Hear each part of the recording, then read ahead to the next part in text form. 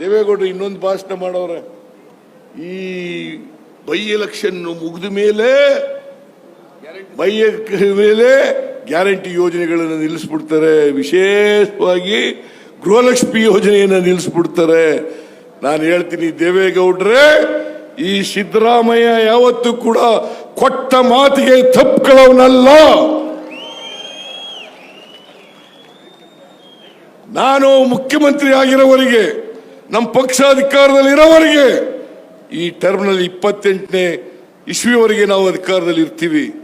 ಅಲ್ಲಿವರೆಗೆ ಯಾವುದೇ ಕಾರಣಕ್ಕೆ ಯಾವ ಗ್ಯಾರಂಟಿ ಯೋಜನೆಗಳನ್ನು ಕೂಡ ನಿಲ್ಲಿಸಲ್ಲ ನಿಲ್ಲಿಸಲ್ಲ ನಿಲ್ಲಿಸಲ್ಲ ನಿಲ್ಲಿಸಲ್ಲ ನಿಲ್ಲಿಸಲ್ಲ. ಯಾಕ್ರಿ ಸುಳ್ಳು ಹೇಳ್ತೀರಿ ಮಾಜಿ ಪ್ರಧಾನಿ ದೇವೇಗೌಡ್ರೆ? ಯಾಕ್ರಿ ಸುಳ್ಳು ಹೇಳ್ತೀರಿ? ಸುಳ್ಳು ಹೇಳೋದನ್ನ ಬಿಡಿ, ಮೊಮ್ಮಗನ ಗೆಲ್ಸಕ್ಕೋಸ್ಕರ ಸುಳ್ಳು ಹೇಳ್ತೀರಲ್ರಿ.